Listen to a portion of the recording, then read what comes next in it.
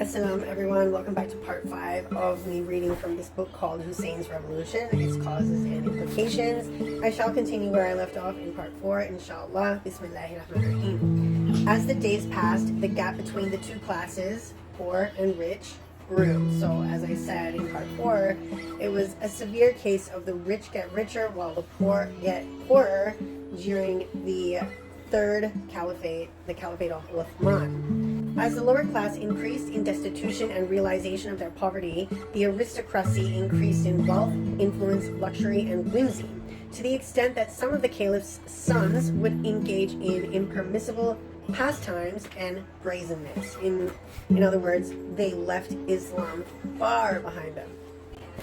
It did not take long for the Muslims to realize that when they gave authority to Uthman, they actually gave political power to his kin in the Umayyad clan. It was clear at a very early point that Uthman was merely a front through which the Umayyad dynasty would rise. The course of history soon verified this truth to the Muslim nation when Uthman gave the most important provinces, which were Basra, Kufa, Egypt, and the Levant being Sham, which is present-day Palestine, Lebanon, Jordan, and Syria, to his close relatives. So Uthman gave all those areas to his close relatives. That's nepotism right there. These provinces held great importance politically, economically, and socially within the Muslim nation. They were the hub of wealth and agriculture. From them came food and supplies. They carried strongholds of the nation's army. They were the headquarters for the ensuing conquests. As for the other provinces, they all held a secondary and insignificant status compared to these four. Uthman appointed his cousin Abdullah ibn Amin ibn Qariz as governor of Basra at the mere age of 25.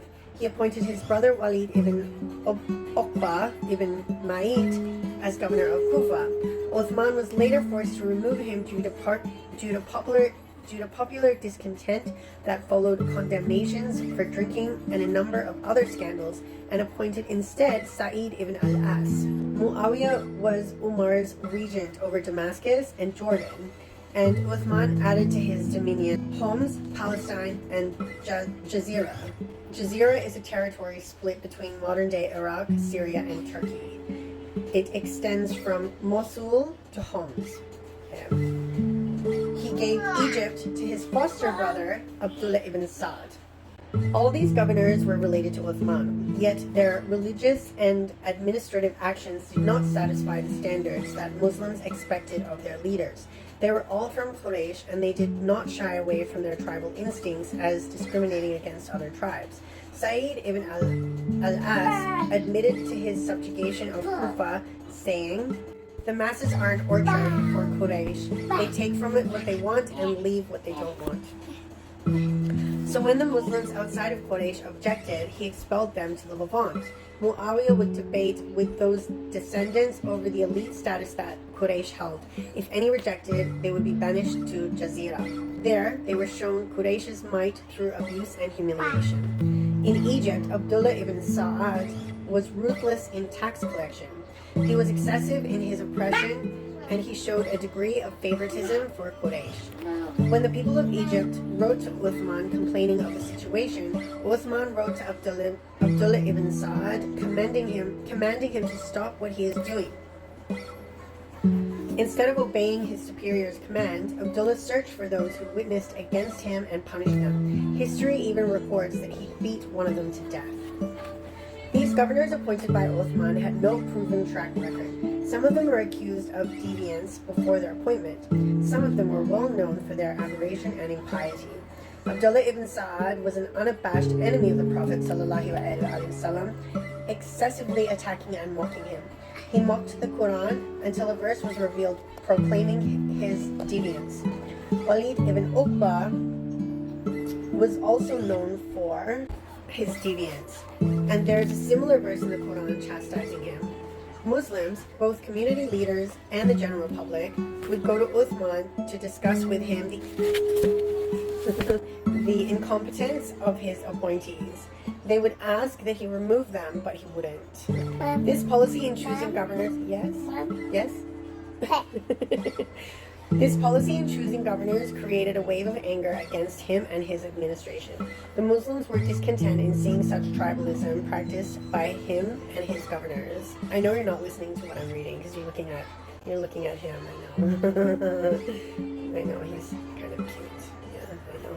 I have to concentrate on what I'm reading. Yes. What? Yes, I know. You're too cute. You're going to distract everyone. Anger rose among non-Arab Muslims and Covenanters due to the great domination and abuse that they faced from his appointed governors.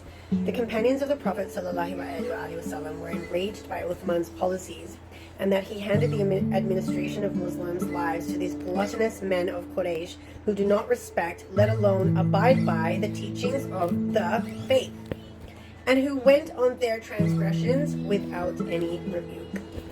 The Ansar were infuriated after they were promised positions of power, but were later excluded from government and administration. They never forgot that they had opened their homes, lent their swords, and spent their wealth to give Quraysh this status. It's not funny. The wrath of the members of Quraysh, who were elected by Umar for that shura, was inflamed, as they were not given any position of influence within Uthman's government. Okay, I'm going to leave it there for today, because this boy is waiting for me to finish so I can play with him. And I will continue reading for you tomorrow, inshallah. Until then, please keep Imam Hussain and his family members and companions who were martyred on the day of Ashura in your prayers and in your thoughts. Remember him today and tomorrow and in these days of Muharram, inshallah. Don't be shy to shed a tear or two either, inshallah.